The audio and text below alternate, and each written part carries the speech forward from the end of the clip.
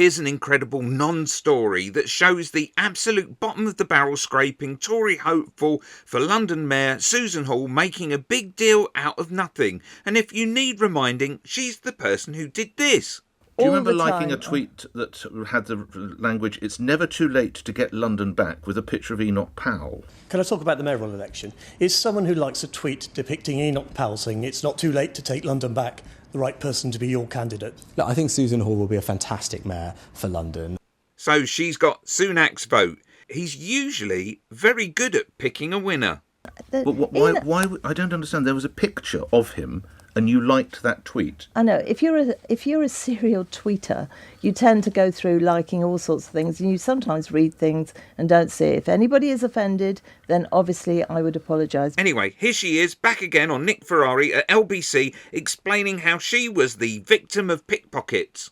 I just did a normal journey, and same thing with lots of people that are pickpocketed or whatever. You just get to the end of your journey and realise that you don't have your Oyster or your pass or whatever. Yes, nobody wants that. And that's what happened to me. And I had no idea where it could have gone. I have very, very deep pockets in my winter coat, which I keep it in, or I kept it in. I will never do that again. I'll lock it in my handbag. Okay.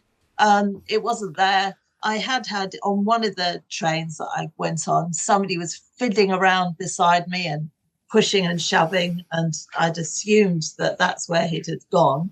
Right, somebody fidgeting. Of course, they must have been a pickpocket. But when I got home, because in my Oyster card holder, I've also got my business card, somebody phoned me and said he'd seen somebody sitting on it. Sitting on it? So a pickpocket picked it and then sat on it? Most odd. He'd asked him if it was it. I know, I just don't get it. I think I do. It kind of sounds like it fell out of her pocket, or she dropped it. Asked him if it was his. He said no, it wasn't. So he said, well, give it to me. So the chap took it and saw my number. So I'm very, very lucky. Really? This has been deemed newsworthy? A woman dropping her Oyster card? Let's see if Nick can get to the bottom of this, though. Where did you board the tube and where were you going?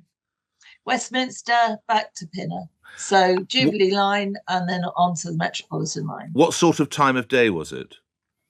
Oh, this was mid-afternoon. How crowded was the tube carriage? Not like it is in the morning. I mean, people were standing, but... and you get home, presumably, you go to get your Oyster, presumably, to get off the train. That's when you get off the train, you get to the barrier, and suddenly you realise you've been robbed. Well, you realise it's not where it was, and you have no idea what's happened. And I mean, obviously, doing what I do, I know just how bad pickpocketing is on the Underground. It was the highest year ever last year. I was so cross with myself, Nick, because I thought, I should lock these things away in my handbag, and I certainly will in future. And I hope anybody listening does do that. Put it where, with a zipper over the top, so it can't be just taken out of the pocket. So, what a ridiculous non-story. Click here for another video about Susan Hall.